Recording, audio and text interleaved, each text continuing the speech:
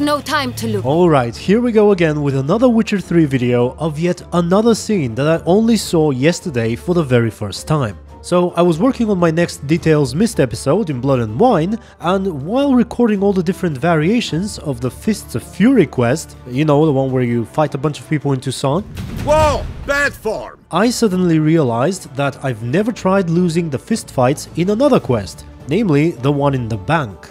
It's called Paper Chase, I believe. So I decided to try just that. I started the quest and I lost both fist fights as well as the Gwent game during the break.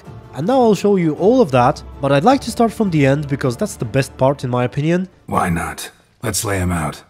And well, it turns out that there is a third ending to the bank sequence that is based precisely on losing the second fist fight in there against the Dwarves. Initially, I thought you can only end it in one of two ways. Either one, you force the banker to give you the money and he gives you a smaller sum. Master Witcher, your coin. Just dinna go making any more trouble, alright? This it?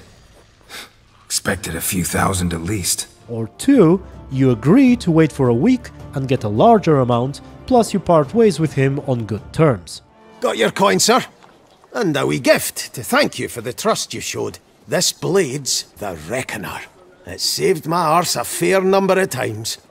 Thanks, Cianfanelli.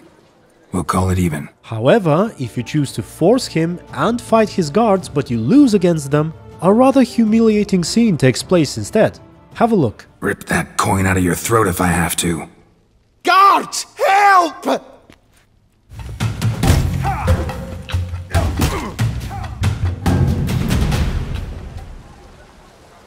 Bugger off, troublemaker!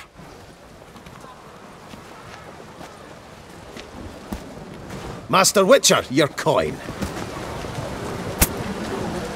Shan't call the guard, but do us a wee favour and never come back. Can do without patrons like you.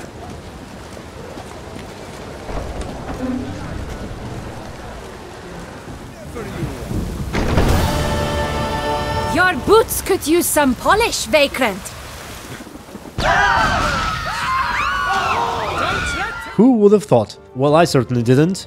So you still end up with the smaller sum of money and your pride wounded, I suppose. Now, let me show you what happens if you lose the first fight after cutting the line. It's not a great big difference, but still. You cut in front of me, sir. Well, couldn't really give a crap. You boor, you churl! I will not stand for this! Just you wait, I'll teach you some manners! Go on, hit me. Oh, gentlemen, if you wish to raise a ruckus, do it outside. Outside, now!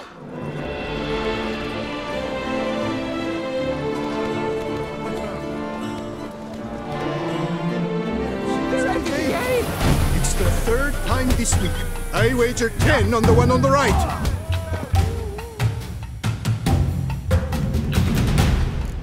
Next time, mind your place, Fruitful to you, It seems they've settled their dispute. Are you mad? And just as a comparison, here's how it goes if you beat him. boor, How long you gonna make me wait? Uncouth, petty bourgeois cuts in line, then resorts to fisticuffs. And finally, the dialogue after losing the Gwent game against this guy. Oh, and by the way, who is he? I'm getting peculiar vibes around him. Kind of reminds me of Gontar Odin for some reason. Probably because he's just sitting there at the right place, in the right time, and knows how everything works and exactly how to help us, and nobody seems to notice him? Why not? Let's lay him out. Now, that I understand. I'll start arranging my deck. Wow, didn't stand a chance there. Years of practice, my friend. I've stood in these queues so long, I could not help but learn a great many tricks. Speaking of which, I've a tip for you. A means to resolve your matter. And that was all. Thank you very much for watching. Special thanks to my YouTube members and Patreon supporters. And finally, let me know if you too have gotten thrown out of the bank this way, or perhaps have lost the Gwent game or the other fist fight. Okay, until the next video, which may actually be the Details Missed in Blood and Wine Part 3, stay tuned and be good.